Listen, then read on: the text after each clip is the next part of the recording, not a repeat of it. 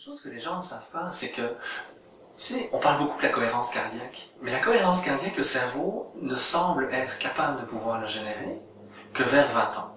Ça veut dire quoi? Ça veut dire que quand un enfant se lève le matin, son cœur bat une vitesse. Et que toute la journée, les bonnes choses comme les choses qui sont désagréables vont augmenter son degré de stress, vont augmenter le rythme cardiaque, et le cœur va battre de plus en plus vite, de plus en plus vite, de plus en plus vite, la boucle de stress se met dedans, et il y a un moment donné où le cœur peut plus continuer à battre encore plus vite. Le degré de stress est beaucoup trop élevé.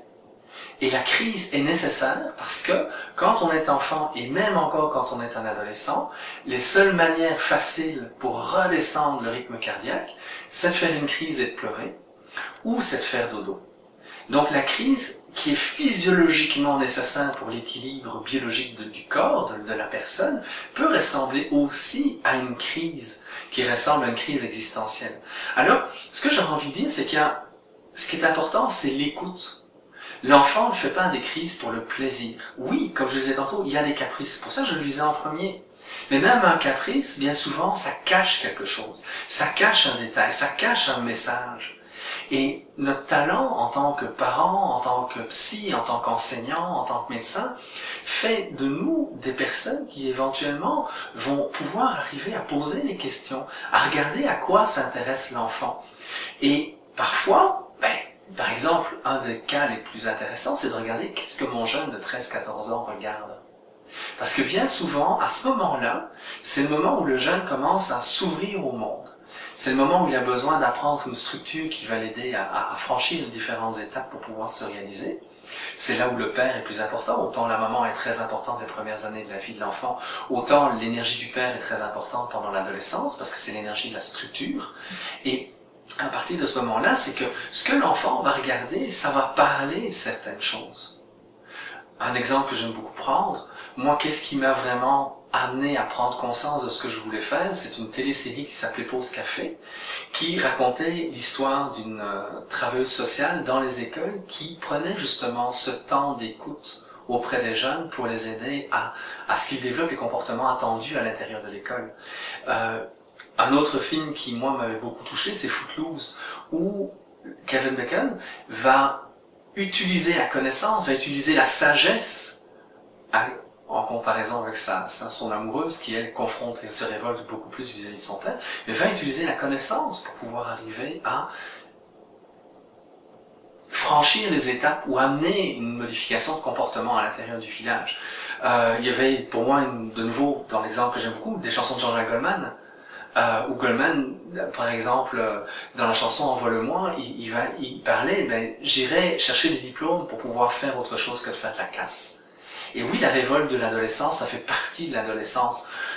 Mais en même temps, il faut arriver à la canaliser. Donc, et cette manière de voir les choses, cette manière de comprendre les choses, dans l'écoute, ça fait en sorte que le jeune, petit à petit, va pouvoir être aiguillé. Moi, j'ai eu la chance, à défaut d'avoir une famille soutenante, j'ai eu la chance de rencontrer des professeurs extraordinaires sur mon parcours.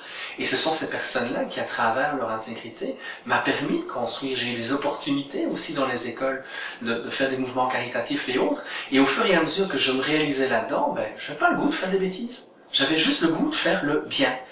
Il n'y a personne qui m'a imposé de faire quoi que ce soit. C'est juste moi qui l'ai senti. Et éventuellement, oui, ça peut amener des non-sens quand on voit des gens qui manquent un peu d'intégrité. Ça fait un peu l'amène peut-être de la révolte. Mais en même temps, si je reviens dans l'exemple que je disais, c'est l'écoute qui va être important. Si le parent est capable de pouvoir poser des questions, mais pas poser des questions pour s'introduire dans la vie du jeune, mais que le jeune comprenne que ces questions-là, c'est de l'intérêt, c'est de la reconnaissance, c'est une manière de pouvoir arriver à l'aider à se comprendre lui-même petit à petit. Mais le jeune s'écoute, et en s'écoutant, il peut arriver à faire des choix qui sont plus cohérents avec ce qu'il veut faire. Il faut faire attention parce qu'on a deux balances, on a un mouvement balancier.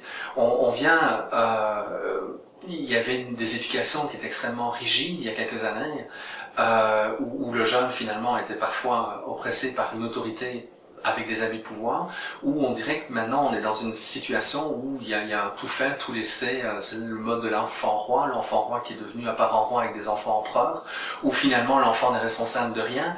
Il y a ce mouvement de balancier qui va le faire. Je pense qu'il y a une juste limite. En tant que papa, je dois assurer un minimum d'autorité. Quand je dis oui, c'est oui. Quand je dis non, c'est non. Et le oui et le non sont nécessaires pour que l'enfant découvre le vivre ensemble. Quels sont les codes du vivre ensemble? Mais si je lui donne pas les points de référence, il pourra pas faire du vivre ensemble. Les caprices risquent d'être trop importants. Donc c'est toujours une question de trouver l'équilibre. C'est ni face, ni pile, ni face. La vérité, elle est sur l'arrêt de la pièce de monnaie.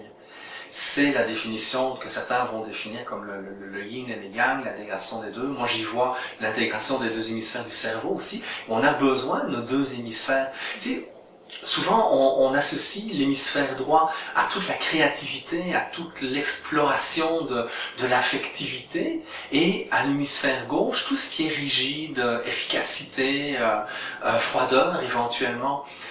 Dans les années 50, on a fait des expériences où on coupait le corps calleux, donc c'est l'autoroute qui relie les deux hémisphères, d'accord? Parce que c'est des gens qui avaient de l'épilepsie sévère, et on pensait que si un foyer épileptique à droite, en coupant le corps calleux, ça permettait au côté gauche de fonctionner, donc la personne restait plus fonctionnelle. Mais on s'est rendu compte que ça créait beaucoup d'autres choses. Et aujourd'hui, avec l'imagerie cérébrale, on se rend compte que des gens qui ont un hémisphère droit beaucoup trop fonctionnels, beaucoup trop efficaces, ont une tendance à faire de l'humeur dépressive et de la dépression beaucoup plus facilement que les autres. Alors que de l'autre côté, quand l'hémisphère gauche est prédominant, il y a une froideur qui va exister et qui fait qu'en sorte que la personne peut être très efficace, mais en même temps, elle manque de résonance émotionnelle pour que cette efficacité tienne compte de particularités, de la singularité, autant de la personne que de la situation dans laquelle on est. Je veux dire, quelque part, nos organisations administratives sont très cerveau gauche. Et la logique administrative est de moins en moins cohérente avec la logique humaine, tous les déséquilibres que l'on voit à travers tous les pays actuellement. Donc on a besoin d'un équilibre. Il y a un besoin d'un équilibre entre une autorité qui est nécessaire et une structure qui est importante, mais l'affectivité, la réceptivité et l'encadrement doux et harmonieux pour que l'enfant puisse arriver à se développer de manière adéquate. Et même dans notre couple, les deux doivent être unis pour être capables de pouvoir discuter, par exemple, de quelque chose qui est difficile à rencontrer ou à vivre. Si on n'a pas une union de nos deux cerveaux, de nos deux hémisphères, on risque très facilement de donner une proportion dramatique beaucoup trop importante ou une froideur dans l'analyse du comportement de l'autre qui fait en sorte qu'il n'y a pas de rencontre de l'un et de l'autre. D'où l'importance de trouver des ponts, de l'importance de trouver des équilibres pour favoriser justement cette intégration.